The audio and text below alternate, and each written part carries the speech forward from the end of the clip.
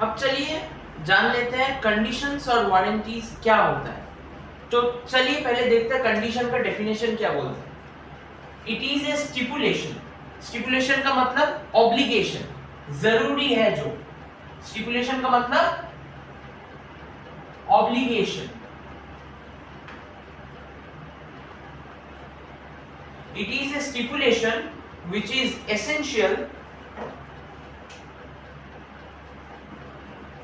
to the main purpose of the contract. It is a stipulation which is essential to the main purpose of the contract.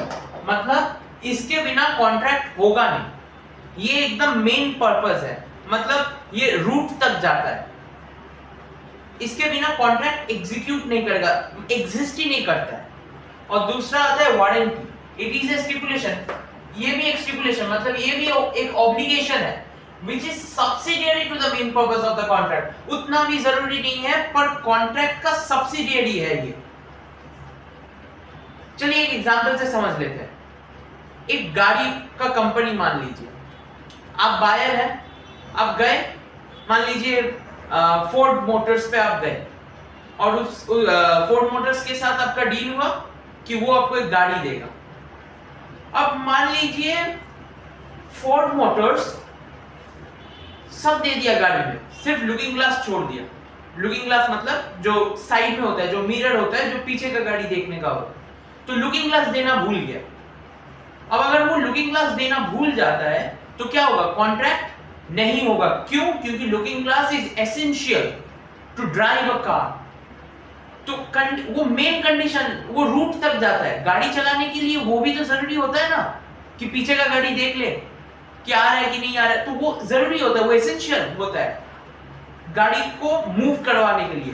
तो जब contract में सब हो गया, सब दे दिया, स्टीयरिंग व्हील दे दिया, ब्रेक्स दे दिया, सब कुछ दे दिया, गाड़ी में सब कंप्लीट है, सिर्फ लुकिंग ग्लास छोड़ दिया, तो क्या कॉन्ट्रैक्ट एग्जीक्यूट होगा?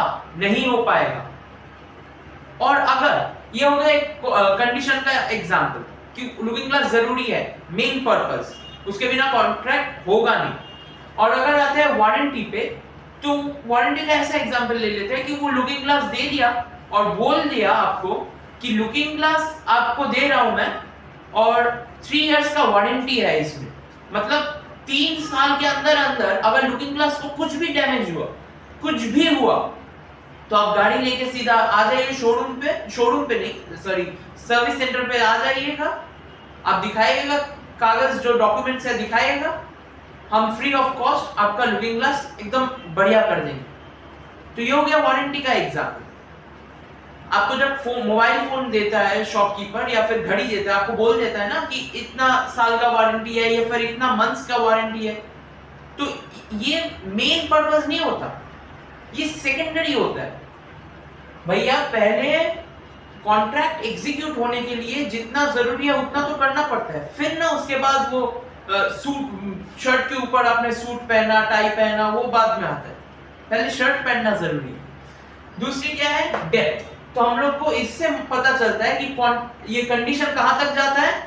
रूट तक जाता है। It goes directly to the root of the contract. और ये it does not go directly to the root of the contract, नहीं जाता ये रूट तक, ये सेकेंडरी है, बाद में आता है, पहला तो ये आता है। तीसरा क्या है? Effect of breach. अब देखिए जो रूट तक जाता है वो मतलब जो चीज कॉन्ट्रैक्ट बनने के लिए एकदम जरूरी है, अगर उसमें ब्रीच हो जाता है, मान लीजिए वही वाला एग्जांपल लेते हैं, फोर्ड मोटर्स आपको लुकिंग ग्लास नहीं दिया, तो आप हो गए एग्रीव्ड पार्टी। एग्रीव्ड पार्टी मतलब the party not at fault, आपने कोई दोष नहीं किया। दोष किसने किया? फोर्ड मोटर्स ने किया। तो अगर वो आपको लुकिंग ग्लास नहीं देता तो आपका क्या हक बनता है? आप गाड़ी नहीं लेंगे, पूरा का पूरा पैसा मेरा वापस कीजिए, हम आपका गाड़ी लेंगे ही नहीं। मतलब you can repudiate the contract, आप तोड़ सकते हैं, वहीं पे कॉन्ट्रैक्ट खत्म कर देंगे कि नहीं लेना आपसे गाड़ी। और दूसरा बात क्या है कि you can sue for damages. भैया मेरा वक्त है, मेरा बहुत, I have a useful time, you have wasted my time, you have wasted my money, मेरा इतना वक्त खराब कर दिया, इतना पैसा मेरा खर्च हो गया, और आप उसके बदले में क्या दिया? तो I can sue you for the damages. तो क्या होगा इसमें? The aggrieved party can repudiate the contract and sue for what? For damages. और वारंटी में, वारंटी तो आता है सब्सिडियरी, ये तो बाद में आएगा, पहले मतलब कॉन्ट्रैक्ट हो गया है। अब अगर इसमें ब्रीच हुआ तो क्या होगा? You can only sue for damages.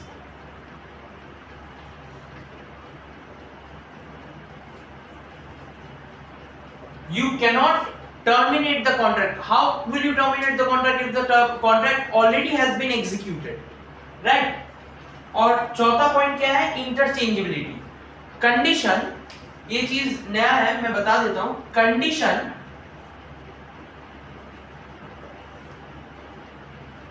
Can be treated as warranty.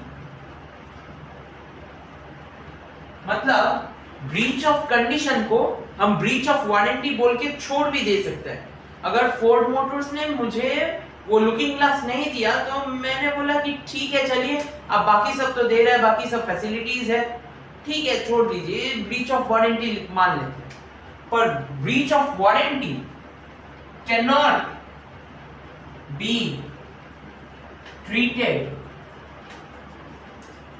As breach of condition। क्यों? क्योंकि कंडीशन रूट होता है और वारंटी उसका सब्सिडियरी होता है। तो यही था डिफरेंस कंडीशन और वारंटी का।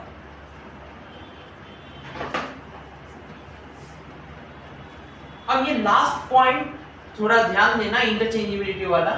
Condition can be treated as warranty and warranty cannot be treated as condition। ये अभी बताते हैं।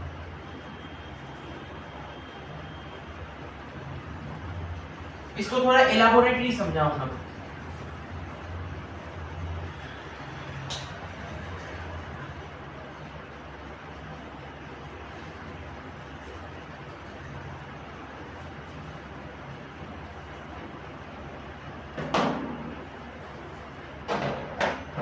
अब आता है point, when can a condition be treated as warranty.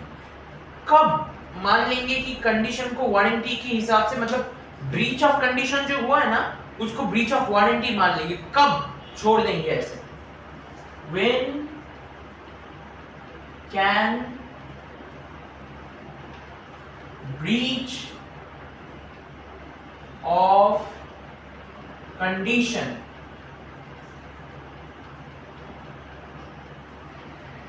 be treated as breach of warranty? When can breach of condition be treated as breach of warranty? कब? पहला point क्या हो सकता है? सोचिए, सेलर, मान लीजिए सेलर का कोई गलती था, तो उसे माफ कौन कर सकता है? कॉन्ट्रैक्ट में तो दो आदमी होता है, एक सेलर एक बायर, तो उसे माफ सिर्फ और सिर्फ बायर ही कर सकते हैं। तो पहला पॉइंट हो गया बायर्स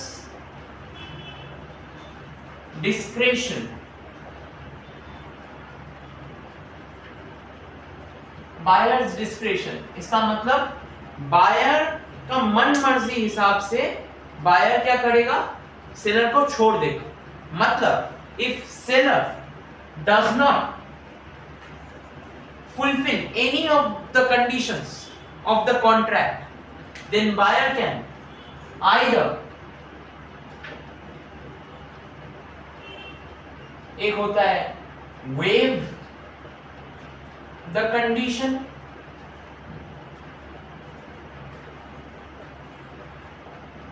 या तो वो बोलेगा कि छोड़ दीजिए, नहीं करना है, ये कंडीशन फुलफिल मत कीजिए, छोड़ दीजिए, कोई बात नहीं। या फिर और he can treat the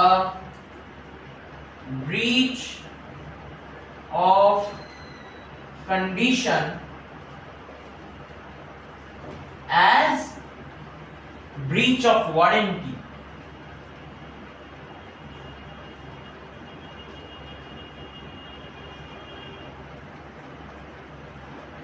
या तो वो छोड़ देगा या फिर वो ट्रीट कर देगा breach of condition as breach of warranty. और जब वो ब्रीच ऑफ वारंटी को मतलब ये ट्रीट करेगा, ब्रीच ऑफ कंडीशन ना ट्रीट करके वो अगर ब्रीच ऑफ वारंटी ट्रीट किया तो उसका रेमेडी क्या है, मतलब वो क्या कर पाएगा, he can sue the seller just for damages and for nothing else. He can only sue the seller for damages. अब दूसरा पॉइंट क्या आता है,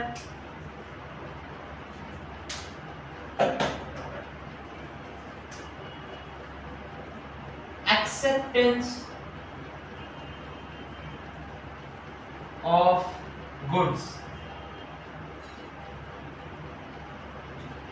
मान लीजिए टर्म्स ऑफ कॉन्ट्रैक्ट में ऐसा चीज लिखा है कि अगर बायर ने सेलर का गुड्स ले लिया, मतलब सेलर से गुड्स डिलीवरी कर लिया अपने पास, या फिर पूरा गुड्स नहीं लेके उसका थोड़ा सा पार्ट भी लिया है, और seller fails to fulfil any condition.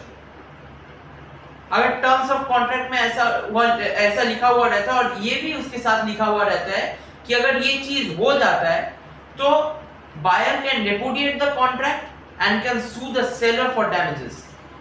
मतलब breach of condition buyer treat कर सकता है अगर टर्म्स ऑफ कॉन्ट्रैक्ट में लिखा हुआ रहता है। फिर से मैं बताता हूं कि अगर बायर ने सेलर से गुड्स का डिलीवरी ले लिया और he has taken a part thereof and the seller fails to fulfill any condition of the contract, and if it is additionally given there that expressly or impliedly that if this situation happens there will be a breach of condition, if it is written in the terms of contract तो ये breach of condition हो जाएगा। अगर नहीं लिखा हुआ रहता है तो इसे ब्रीच ऑफ वारंटी भी किया जा सकता है। मतलब ब्रीच ऑफ कंडीशन को हम लोग ब्रीच ऑफ वारंटी में भी कन्वर्ट करके can only sue the seller for damages and can not repudiate the, we don't have any need to repudiate the contract. और थर्ड क्या आता है, थर्ड आता है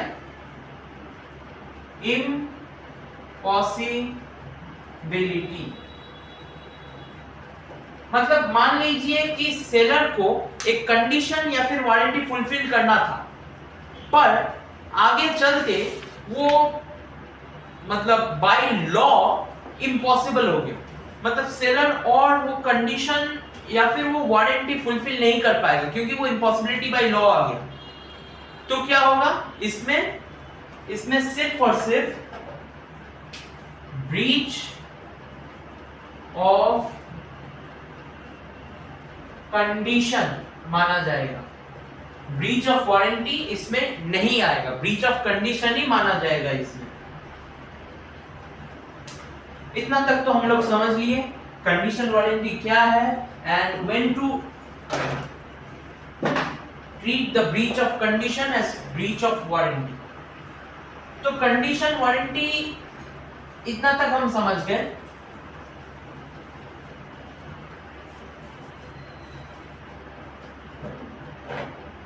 अब आते हैं एक्सेप्टेंस क्या होता है। अब नया टर्म एक्सेप्टेंस के बारे में जानेंगे। एक्सेप्टेंस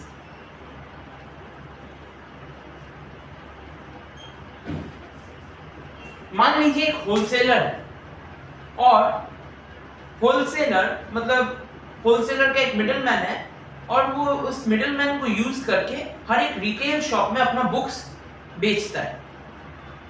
जितना बुक्स आता है पब्लिकेशन होता है वो सब बुक्स बेचता है। अब एक रिटेलर को वो मिडलमैन बुक बेचा। अब कैसे पता चलेगा कि वो रिटेल, क्योंकि हर रोज तो मिडलमैन जाएगा नहीं उसके पास, रिटेलर के पास, कि आपका बुक सेल हुआ क्या या फिर आप वापस करेंगे बुक को, हर रोज तो वो जाएगा नहीं। तो उसे कैसे पता चलेगा, मतलब होलसेलर को मिडिलमैन मतलब मैं यहाँ पे होलसेलर का बात कह रहा हूँ, क्योंकि होलसेलर वो पूरा काम देखता है। तो होलसेलर को कैसे पता चलेगा कि मेरा बुक बेचा गया है या फिर मेरा बुक वापस आने वाला है? तो 3 कंडीशन पे माना इसको पता चलेगा।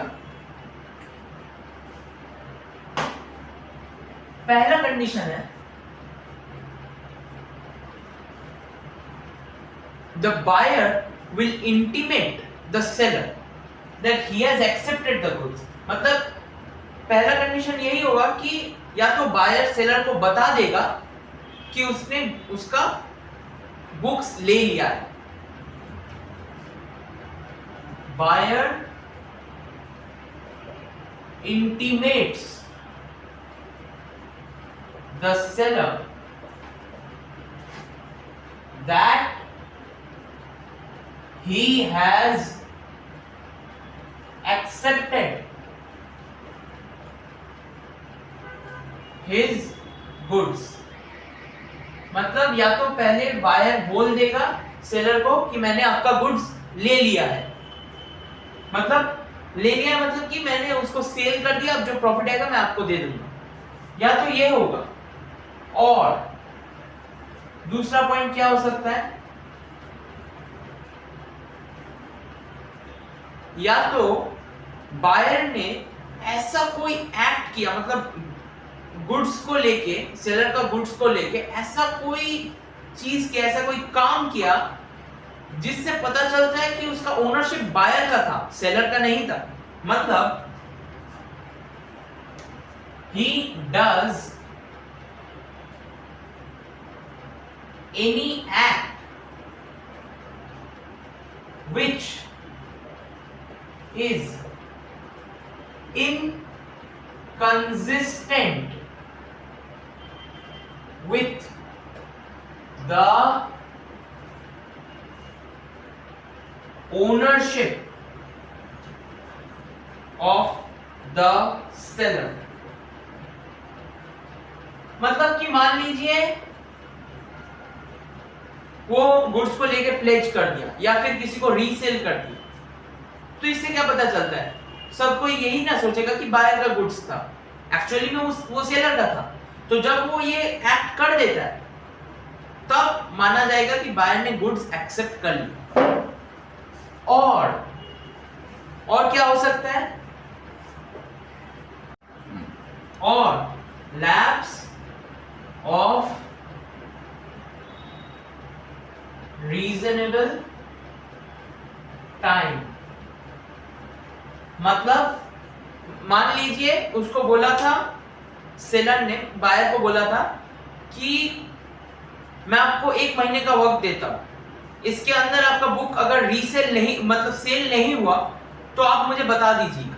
तो 1 महीना चला गया तो सेलर क्या पकड़ेगा कि बायर का बुक सेल हो गया, तो अब वो अपना बायर से प्राइस ले लेगा, नॉर्मल जैसा होता है कॉन्ट्रैक्ट ऑफ सेल। तो ये हो गया एक्सेप्टेंस।